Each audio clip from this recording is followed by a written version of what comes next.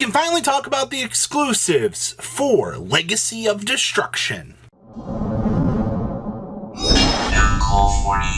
Make sure you guys smash the link right below that subscribe button so you guys don't miss out on more awesome content. And Gamer's Choice has everything that you are going to need on this set. If you use discount code MCO40, you'll be able to pick up, they have deck cores, they have the secret rares we have pulled up here, just as a genuine showcase for what's going on out here. If you're somebody that wants the Tempai core, they have it Melodious, everything that you need. And like I said, discount code MCO40 will save you on your purchase. I'll leave a link down below so you guys can grab your stuff today. Now, let's talk about the exclusives. They had all of these up. I was like, I haven't actually had much of a chance to read these or find out what's going on with these, but the first one is Pyrite Night. It is going to be, wow, a level 5 Earth Warrior monster.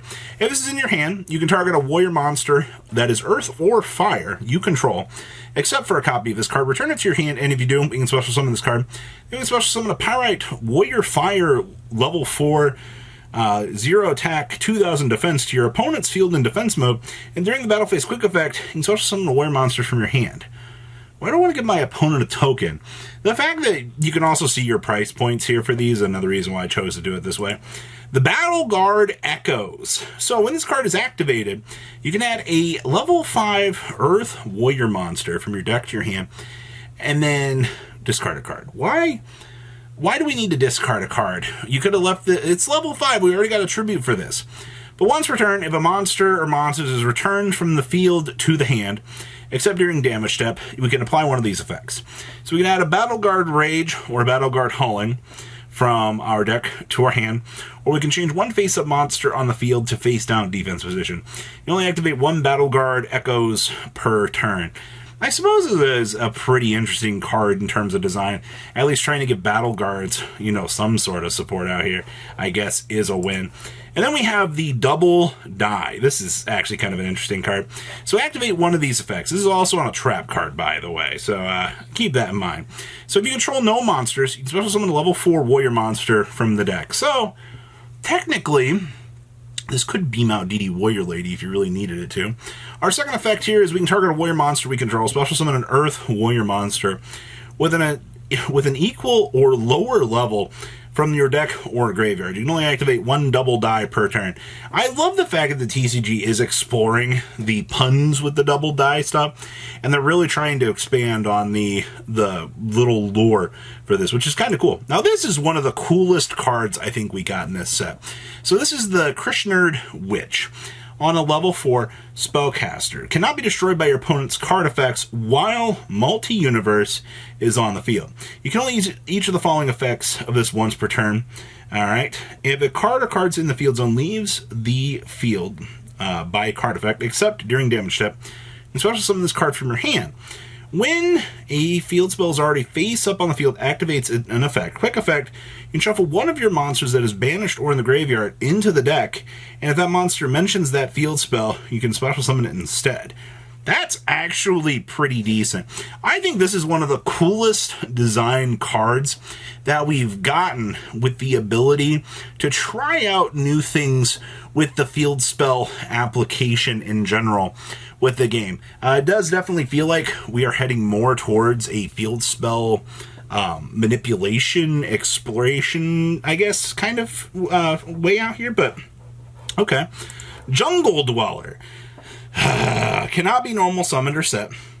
Must be special summoned by a card effect. While there are 2 cards in the field zones, your opponent cannot target this card with card effects. You can only use each of the following effects of one Jungle Dweller once per turn. So you can banish a light or dark monster from your graveyard, special summon this card from your hand. If this card in its owner's possession is destroyed by an opponent's card, you can shuffle up to 2 of your field spells from your graveyard or banishment into the deck, and you can destroy up to that many cards your opponent controls. Now, okay, I'll give them a little bit of credit out here. I think it's kind of cool that they're exploring options for the double field spells. Once again, I'm praising Konami for this. Is this going to see play? Probably not, but this is a free, hey, you can beam this on out. You get the ability to clean up some field spells, recur back some resources. I think the TCG is really trying here with this card design. So this is actually pretty cool to see. So good job on this one. Next up is Multi-Universe. And of course, this is the thing that was mentioned on our Witch a little bit ago. So we can target one field spell that is banished or in either graveyard. Destroy this card, and if you do, place that targeted card face up in your field zone. This works on both players' field spells, by the way. Alright, that's actually pretty good. You can only use this effect of multi-universe once per turn, and if a card or cards in the field zone be destroyed by card effect, you can banish this card from your graveyard instead. This feels like this is going to be a huge swinger out here for some pretty crazy mirror matches, especially when we have that gimmick puppet stuff coming down the pipeline here in the future. Okay. And then we have VAB Burial, the Dragon Undertaker. This is an illusion monster with 3,000 attack points, and this does eat up an Ultra and a QCR slot in this set. So if a card battles, if this card battles, neither can be destroyed by battle. It's pretty standard illusion monster effect. During the main phase of a monster or monsters your opponent controls is sent to the graveyard, you can activate the following based on where this card is at the activation, but you can only use each of the following effects as once per turn. So if this is in the hand, we can special summon that. If it's in the field, we can make one effect monster your opponent controls lose 1,500 attack, and then if its attack becomes 0 by this effect, you can destroy it. The only thing I care about here is this is an illusion monster that can be used to step on out. So that's kind of cool. Isa, the Dragoness of Deranged Devotion. We talked a little bit about this when we first saw this on the poster, but if this card is special summon, you can place one deranged counter on one face-up monster your opponent controls, and it cannot be used as material for a fusion, synchro, exceeds, or link summon while it has a counter. I do kind of like the gimmick behind this. It is kind of cool. And at the start of the damage step, if this card... at the start of the damage step, if this card battles opponent's monster with a deranged counter, you can destroy that opponent's monster, and if you do, both players take damage equal to its original attack.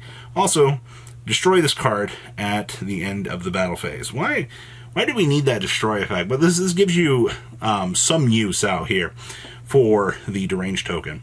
Oh, Haggard the Lizard Rose. This card's pretty cool. So this is a link to. During the main phase, you can fusion summon a Pyro Fusion monster from your extra deck using monsters on either field as material, including Vidos, the Eruption Dragon of Extinction, and if you do, it gains 500 attack for each material used. Oh, that's pretty cool. You can banish this card from the graveyard and one Dark Pyro monster from the graveyard. All monsters your opponent controls currently become Pyro until the end of this turn. By the way, this card is actually pretty cool. I think actually has 2,900 attack points according to that. I'm not sure what the materials were, but yeah. Our Ashen support. So we have Shaman of the Ashen City. So if Obsidian is in the field zone, we can special summon this card from the hand. Pretty standard effect. You can only special summon one of these once per turn. And we can target up to 3 Pyro monsters in the graveyard or banishment, shuffle them into the deck. If you return an Ashen monster, you can add an Obsidian for your deck to your hand. I don't think this is too bad. It's another extender for the deck, which is fine. Spearhead here. If Obsidian is in the field zone, special summon this. You only special summon one of these once per turn this way. If your opponent controls a monster with 2,800 or more attack, contribute this card. Target a card your opponent controls, return it to the hand. This bounces back Vidos. I know people weren't excited about this, but recursion is good. And then big old Chunga's Wangas. Remember, this is Vidos plus 2 or more level 9 or lower Pyros. Can't be destroyed by card effects. Also, your opponent cannot target it with monster effects. If this fusion summon card, or is fusion summon, you destroy all spell and trap cards your opponent controls, and your opponent activates a card or effect. Quick effect, you can send one face-up Ashen card you control to the graveyard, destroy that card. This card is actually pretty good, especially with that Link monster. Then we have Embers of the Ashen. Oh, this is 2 Pyro monsters to make. On fusion summon, we target one field spell card in your graveyard, add it to your hand. Okay, we'll take back our free Obsidian. At the start of the damage step, if this card battles an opponent's Pyro monster, you destroy that opponent's monster, and if it is your turn, this card can make a second attack. Unga Bunga Me Smash. We have Rekindling of the Ashen. Quick play, place an Ashen card from your graveyard or banishment at the bottom of your deck, except for this. Target an effect monster your opponent controls negates effects till the end of this turn. Okay, sure, that's on a once per turn, I guess. Extinguish of the Ashen. Send a Dark Pyro monster from your deck to the graveyard. Then you can add a level 5 or higher Pyro monster from your graveyard to your hand. Oh, this is Ice Barrier. For the rest of this turn, you can special summon from the extra deck except for Pyro monsters. When banish this card from the graveyard, fusion summon a Pyro monster from your extra deck using monsters from your hand and field as material. You only activate one of these per turn. And then the Ass Backwards card. During the main phase, you can fusion summon a Pyro Fusion monster from your extra deck using monsters from either field as material, including Vidos. And if you do, it gains 500 attack for each material used. But we can banish this card from the graveyard and a Dark Pyro from your graveyard. All monsters your opponent currently controls become Pyro till the end of this turn.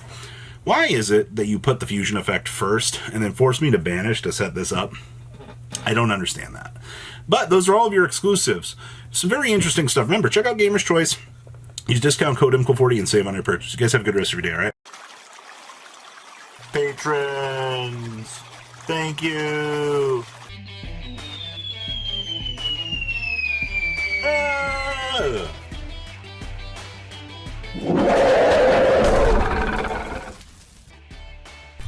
Thank you so much for watching. Check out these other videos.